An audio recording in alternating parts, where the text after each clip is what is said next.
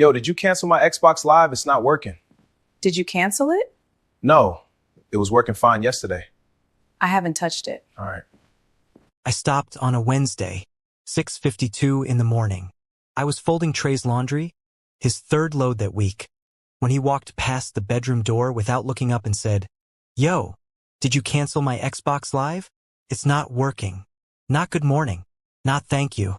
Not even my name. Just did you cancel it?" I set his shirt down slowly. My hands were still warm from the dryer. I walked to the window and looked out at the driveway. Both cars. Both mine. The insurance on both of them. Mine. I picked up my phone and opened my notes app. I typed 4 words. Day 1. Clock running. I didn't say a word to Trey. I just stopped. Before I go further, I need you to understand something about me. My name is Noel Briggs. I am 33 years old. I have a master's degree in urban policy. I manage a mid-size housing advocacy organization. I mentor 3 young women on the south side of Columbus. I meal prep on Sundays, chair a community board, and still somehow manage to keep a household running for 2 people, when only one of us is actually doing the running. Petty is not something I do. I don't have time for it. This was not revenge. This was documentation. Trey Calloway and I had been together for 9 years. Married for 6. We met at a mutual friend's birthday in Cincinnati. He was loud in the best way. Magnetic, the kind of man who remembers your coffee order without being asked. For 2 years before we got married, he made me feel like I was the most important thing in any room. What I didn't understand then, what I was too in love to see, was that his effort had a condition attached to it. He gave when he was still trying to win. The moment he felt certain of me, the effort quietly packed up and left. First year of marriage, I noticed a utility bill I'd thought he was handling had gone unpaid for 2 months. He apologized, said things were tight, promised to catch up, covered it.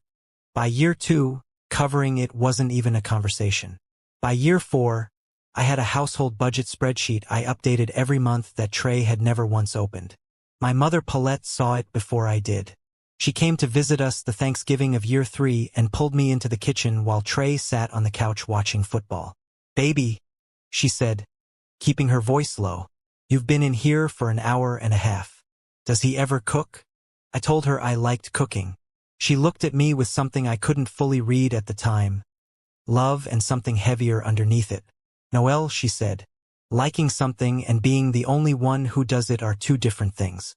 I carried that for years before I understood what she was actually telling me. My mother passed 14 months ago. Stroke. Sudden. Trey was at a conference in Nashville and came home 2 days later. I handled the arrangements, the hospital paperwork, the cremation authorization.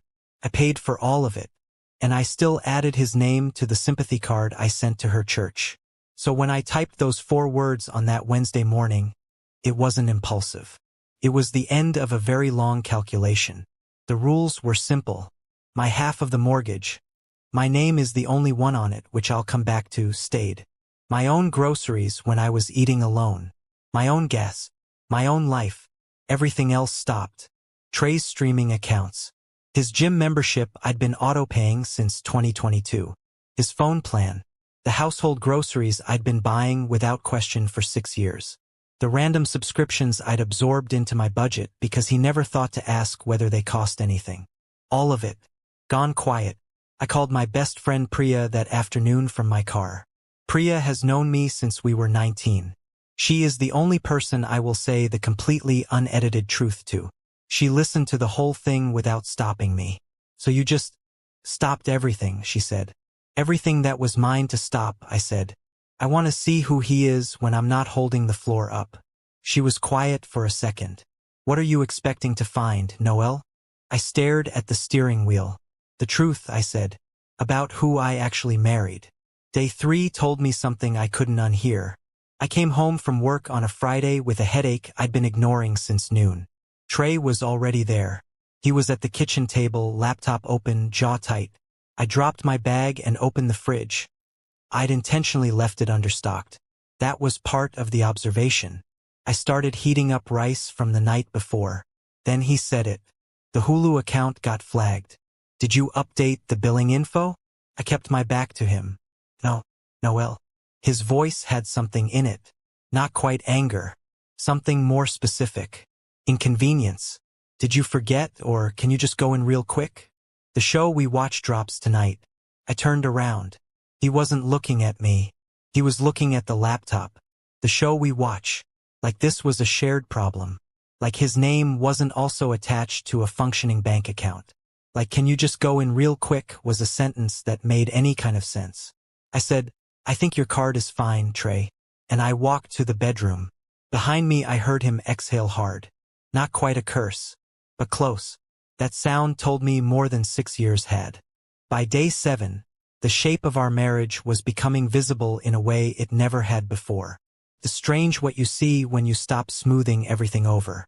Trey moved through the house like a man who had always assumed certain things would be handled, and was only now discovering that handled had a person attached to it. He ran out of his protein powder on day 6. I'd normally have caught it on the grocery run and added it without mentioning it. This time I didn't. He stood in front of the cabinet, opened it, stared into it for a full 30 seconds. Then he closed it without saying anything. On day 8, his coworker Malik came by. Malik is one of those men who watches more than he talks. He'd been Trey's friend for years, and I'd always read his quietness around me as mild suspicion. Like he'd decided something about me before we were ever properly introduced. I was wrong about what he'd decided. He walked in, looked around the kitchen, half-stocked, no snacks out, no atmosphere of someone quietly running the household, and then looked at Trey. You been cooking? He asked. Trey laughed in a way that had no confidence in it. Noel usually handles the kitchen stuff. Malik looked at me, something careful in his eyes. Careful and specific. How you doing, Noel? Living, I said. You want water? I'm good with what Trey bought. The room went still for a second. Trey shifted his weight.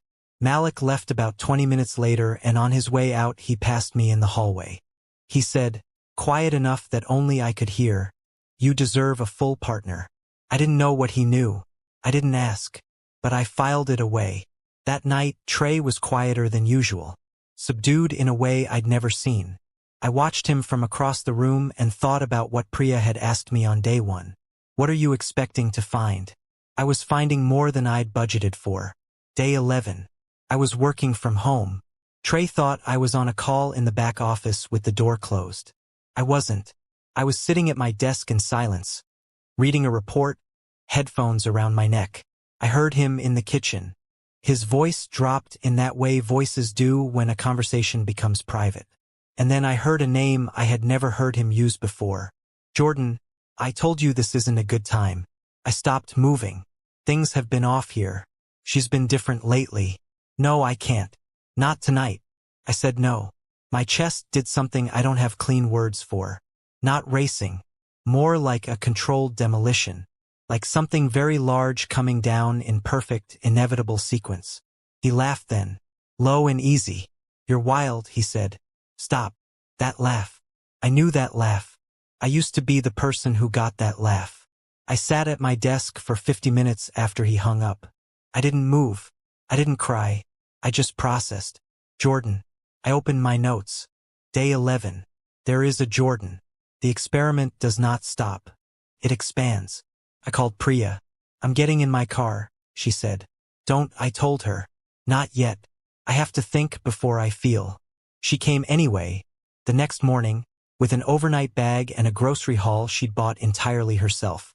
She put a sticky note on her orange juice that said, do not touch Priya's. She is that kind of friend.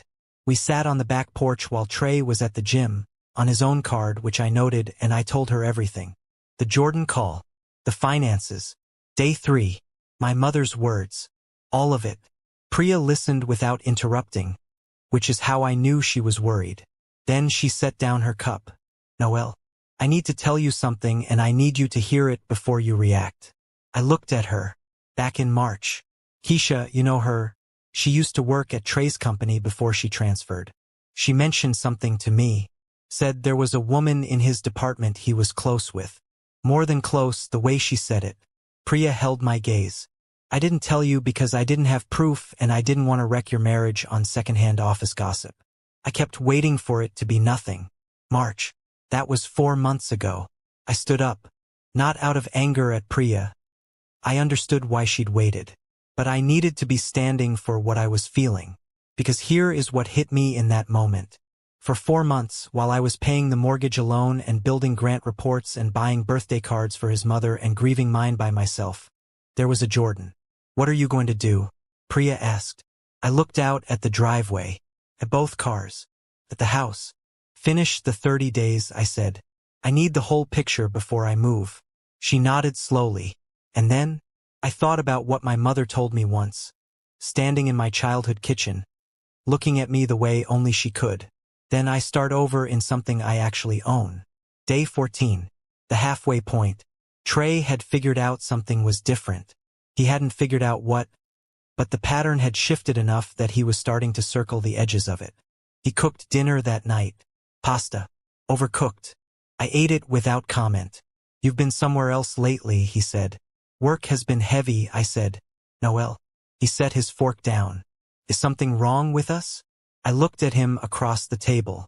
This man I'd spent 9 years building something with. I thought about Jordan. About March. About my mother. About day 3 and the Hulu account and can you just go in real quick?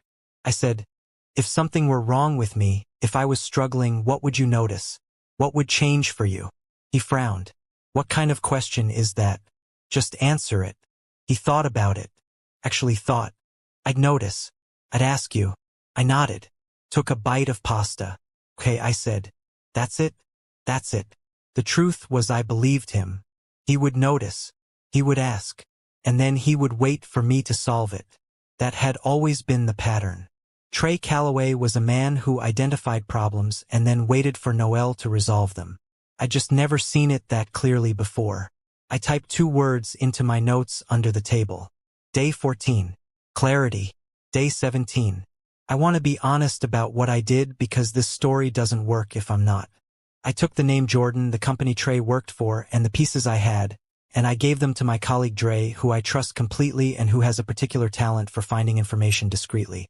2 days later, he sent me a LinkedIn. Jordan Fess, 29. Account manager. Same company as Trey. Different floor. She was beautiful. I'm going to say that plainly because the story requires honesty. Objectively beautiful. And something in her profile picture. This easy, open smile hit me in a way I wasn't ready for, because I recognized it. Not her face. The expression. The ease of someone who hasn't yet been asked to manage everything while someone else takes up space. I didn't reach out to her. I want to be clear about that. Jordan Fess was not my enemy. She was a woman who may or may not have known the whole truth. I gave her every benefit of the doubt I had. My problem was the man who came home to me at night. I sat in my parked car in a CVS lot for 25 minutes staring at her photo. Then I called my older brother Caden in Memphis. Caden is 7 years older than me. He doesn't talk much. When he does, it lands. I told him everything. He was quiet for a long time after I finished. Then he said, "Don't move until you're certain. And when you move, move all the way. No halfway steps. You hear me?" "Yes." "I'm flying in on day 30. I hadn't asked him to come. He'd already decided. That's what it means to have a brother like Caden. Day 22. I had planned to finish all 30 days. Trey ended that plan himself. He came home with an energy I'd never seen on him. Nervous and aggressive at the same time. The specific combination of a person who suspects they've been found out but hasn't confirmed it yet. He sat across from me and said, "Who did you have looking into me?" I didn't move. "I don't know what you mean." "Dre from your office." His voice was tight. He was asking around my company. People noticed. Dre had been less careful than I'd hoped. I felt a quick flash of frustration, then let it go. Trey leaned forward. "Noel, what is happening? What is this?"